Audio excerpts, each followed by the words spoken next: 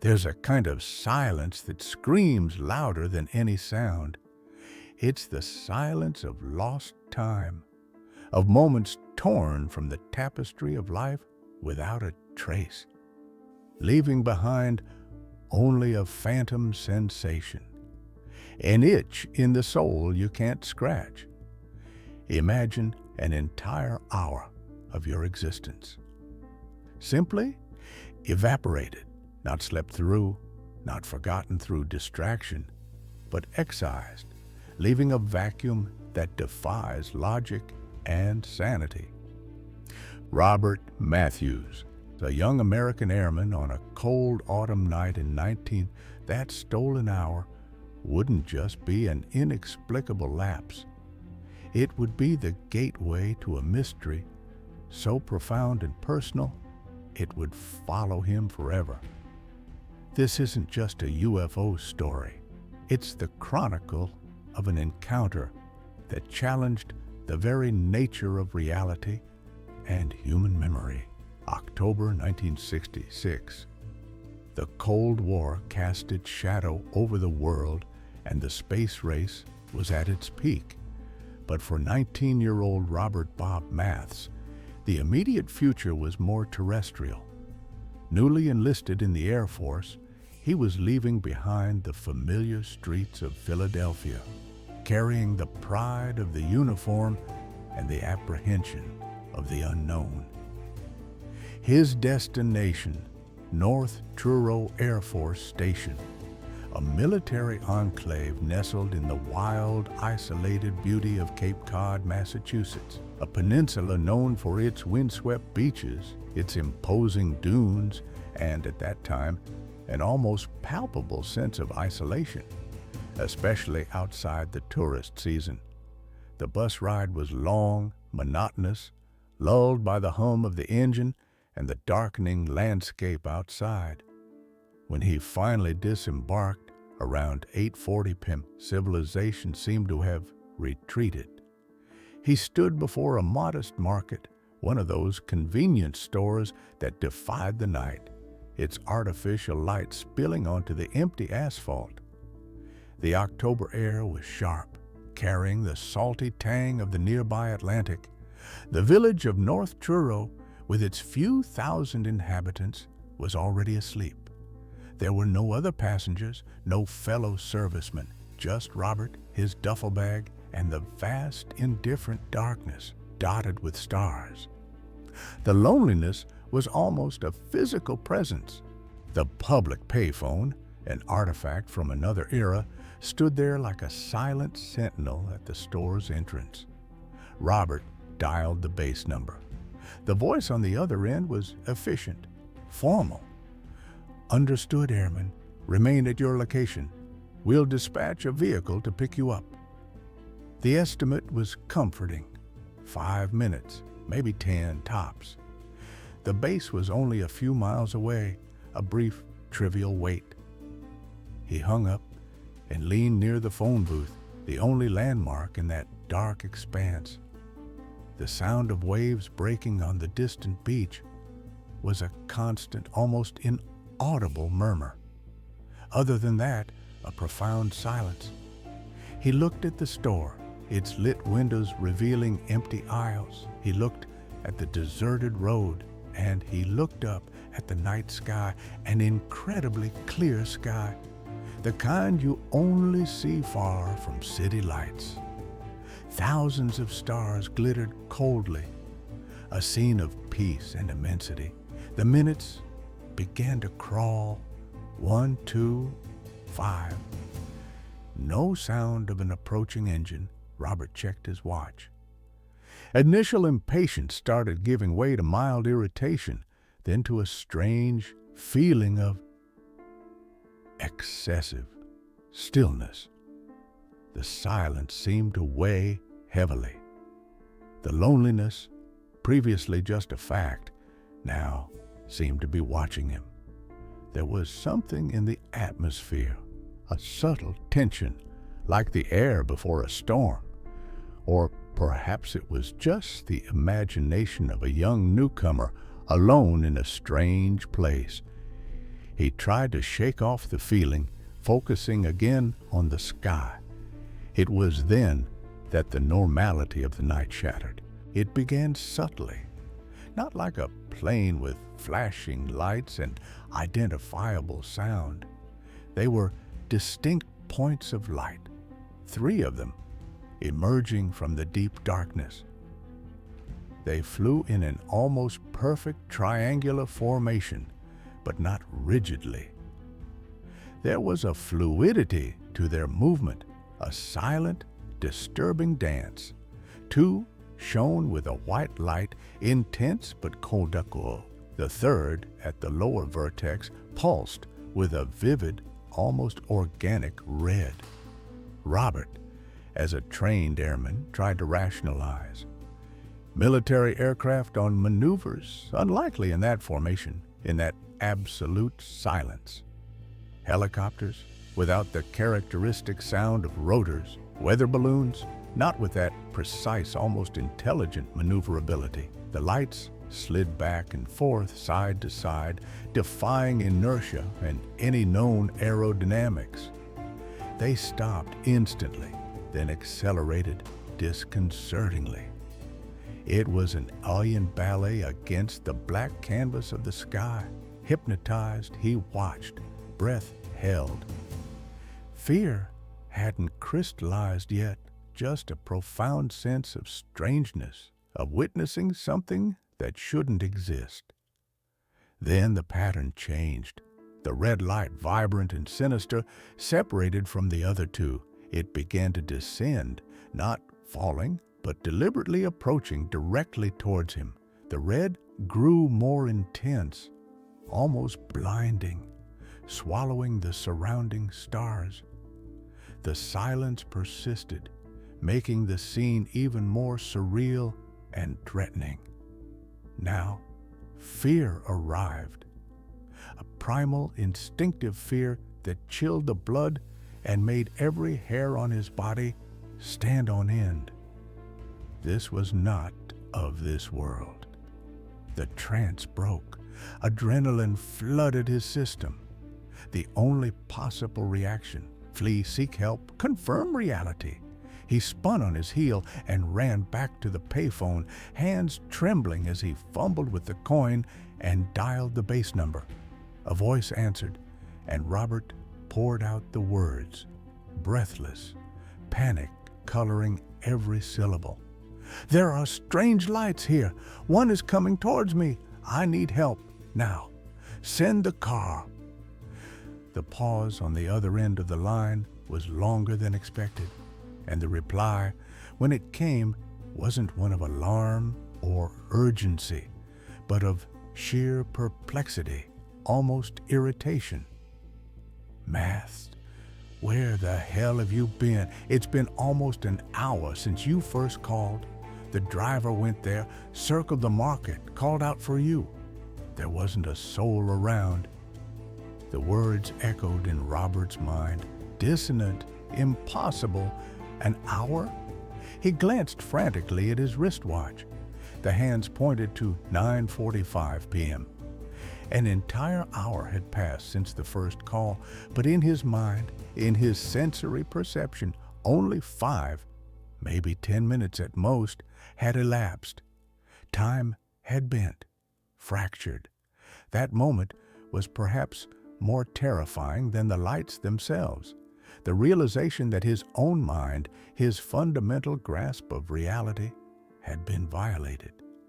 How could an entire hour disappear without him noticing? Where had he been? What happened in that interval that his memory refused to yield? The base vehicle finally arrived, finding a shaken, confused Robert, perhaps sounding incoherent. The drive to the station was tense, silent. But the real ordeal began upon arrival. He wasn't taken to his barracks, but to an austere, bare room, lit by a cold, unforgiving light, an interrogation room.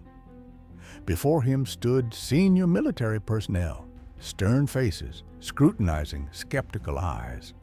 They wanted answers, but the answers Robert had were unacceptable. He recounted what he saw, the lights, the approach, the sense of dread. He tried to explain the inexplicable time loss, the discrepancy between his perception and the driver's report. The questions were direct, incisive. Had he been drinking, used any substances? Had he gone somewhere else and was now concocting an elaborate excuse? Robert's every attempt to convey the bizarre truth of his experience was met with a wall of polite but firm disbelief. They operated in the world of the concrete, the explainable. Strange lights and missing time didn't fit into military manuals. He felt frustration mount, the powerlessness of not being understood, the loneliness of being the sole bearer of an experience so radically outside the norm. In the end, there was no understanding, only a formal reprimand for making the team wait. His extraordinary experience was reduced to a minor disciplinary infraction. The case was closed. But for Robert, it was just beginning. Days turned into weeks, months, years. Robert Maths continued his military career. He was sent to Vietnam, faced the tangible horrors of war, a type of fear that was understandable, shareable. But beneath the surface of everyday life, the night in North Truro continued to pulse like an unhealed wound. That 1-hour gap in his memory was a constant source of intrigue and disturbance. He tried to force the memory, to search the dark corners of his mind, but found only a blank, impenetrable wall, or worse. Sometimes disconnected fragments would surface, like shards of a broken mirror, offering fleeting, terrifying glimpses. Sudden, unbidden images, faces that weren't human, large, smooth heads, pale, grayish skin, and the eyes, immense, black, almond-shaped eyes, devoid of apparent emotion, yet seeming to penetrate right into his soul. He would see himself, as if in a fever dream, lying in a strange place, a room lit by a cold, diffuse light, metallic walls, a clinical, sterile atmosphere. But the images were fleeting, dreamlike, without context or logical sequence. They were enough to cause nightmares, to fuel a latent anxiety, but insufficient to form a coherent narrative. What were these visions? Products of stress, imagination, or echoes of a suppressed reality? The doubt was a silent torment he carried alone. 30 long years passed. The world had changed drastically. Robert was now a mature man, the memories of that night distant, but not extinguished. In 1987, seeking the simple distraction of a book during some time off, he walked into an ordinary bookstore. He wandered the aisles, running his fingers along the spines, not looking for anything in particular. It was then that a cover caught his eye. The title, Missing Time. The author, Bud Hopkins. And the illustration. The illustration struck him like a physical blow. There, on the book cover, was one of the faces that haunted his memory fragments. The large head, the gray skin, the black almond-shaped eyes. It was so disturbingly familiar that Robert felt the floor drop out from under him. The air seemed to thin. It was as if someone had invaded his most secret thoughts, his deepest fears, and printed them right there for anyone to see. It wasn't just recognition. It was a terrifying validation. The overwhelming realization that he wasn't crazy, that those fragmented images might not just be nightmares. And even more frightening, the understanding that other people might have experienced something similar. that he wasn't alone in this specific terror. The emotion was so intense, a complex mix of relief, fear, and an ancient pain, that tears came unbidden. Right there, in the bookstore aisle, Robert Maths wept.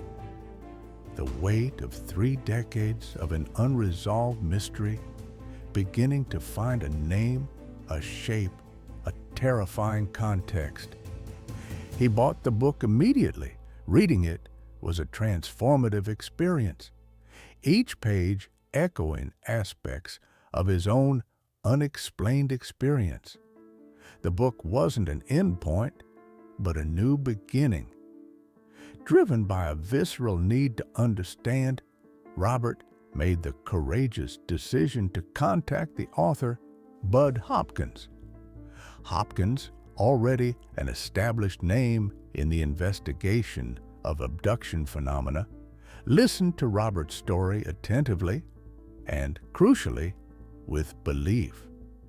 He recognized the patterns, the unexplained time lapse, the fragmented memories of non-human beings and medical procedures. To Hopkins, Robert's case bore the classic hallmarks of an alien abduction experience.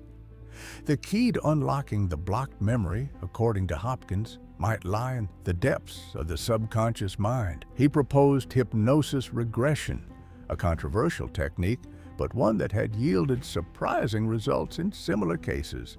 For Robert, the idea was daunting: to return to that night, to confront whatever his mind had sealed away for protection, but the need to know was stronger than the fear. He agreed. The sessions with Hopkins were a tense, emotional journey. Guided by the investigator's calm voice, Robert plunged into the dark waters of his own mind, returning to that cold October night in '6, to the lonely wait in front of the North Truro market. And this time, the memory wall began to crumble. Under hypnosis, the memory surfaced with vivid, terrifying clarity. He relived the initial fascination with the lights, the growing strangeness, the panic when the red light descended. But now, he saw more. The light wasn't just a light, it resolved into a definite shape, a craft, a metallic object, smooth contoured, oval, perhaps 13 feet in diameter, hovering in absolute silence less than 70 feet from him. No seams, no rivets, no visible means of propulsion. A technology that defied everything he knew. An opening appeared in the craft's smooth side, and a ramp slid silently down to touch the ground. He recalled feeling a strange compulsion, an absence of his own will, as if guided by an unseen force. He approached, walked up the ramp. The interior was even more bizarre. Lit by an ambient glow with no apparent source, it was cold, sterile, functional. The walls seemed metallic, but of an unknown kind. And there they were, 4 beings. The description that emerged under hypnosis was detailed and consistent with the fragments that had haunted him for years. Short, thin, with slender limbs, the smooth, gray, almost translucent skin, the disproportionately large, inverted pear-shaped heads, small slits for mouth and nose, no external ears, a total absence of hair, and the eyes. Those immense, black, almond-shaped eyes without visible pupils that seemed to hold the vastness of space and a cold, unfathomable intelligence. He was placed on a surface resembling an examination table. There was no verbal communication, but he felt a tacit understanding, perhaps telepathic. He felt powerless, observed, analyzed like a specimen. Strange instruments of unknown shapes and functions were used on his body.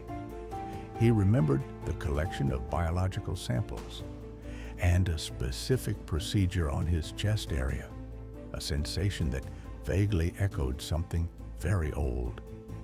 After the examination, unceremoniously, he was guided back down the ramp, placed exactly where he had been before, near the payphone.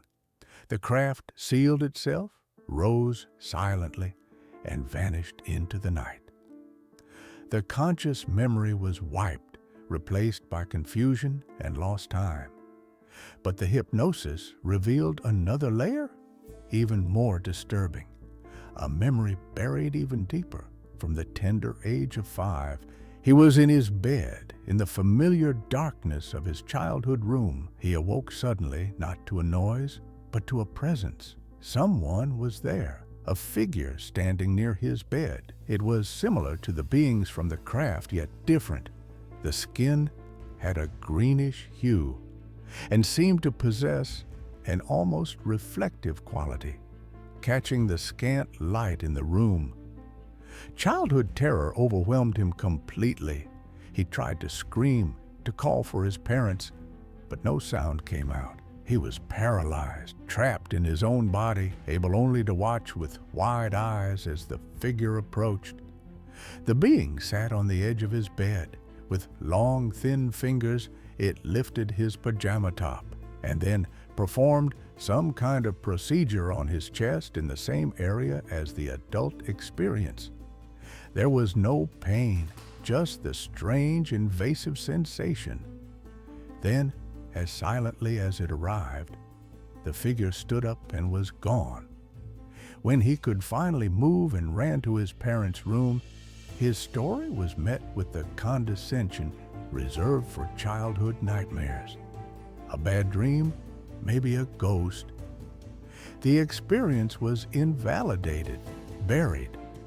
But now, under hypnosis, the connection was clear and shocking.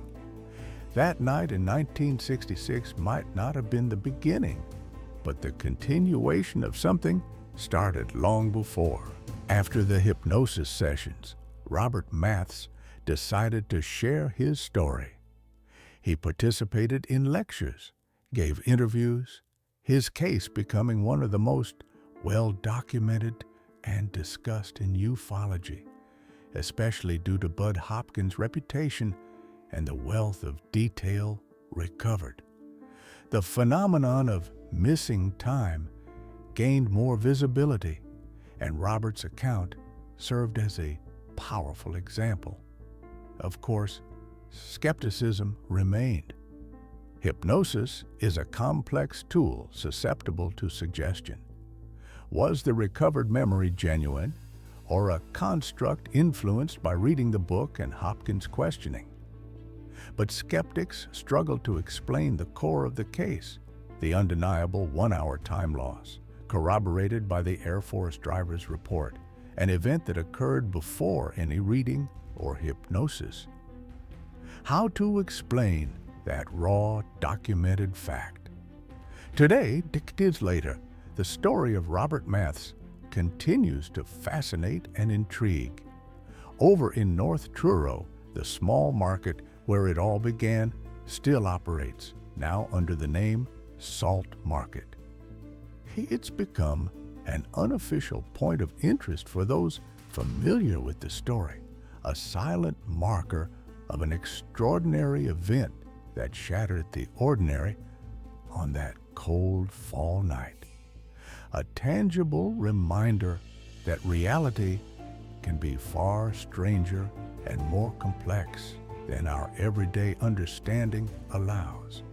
A stolen hour that opened a lifetime of questions, a personal experience echoed in thousands of similar accounts around the globe. What really happened to Robert Maths and so many others who claim to have encountered beings from other worlds? Were they hallucinations, dreams, fabricated memories, or are they glimpses of a real, profound, and perhaps ongoing interaction between humanity and intelligences beyond our comprehension? The answers remain elusive, hidden in the shadows of the night, in the vastness of the cosmos, and in the unexplored depths of human consciousness itself. The universe, it seems, still holds many secrets, And perhaps, just perhaps, some are already among us, watching from the stars or walking silently beside us.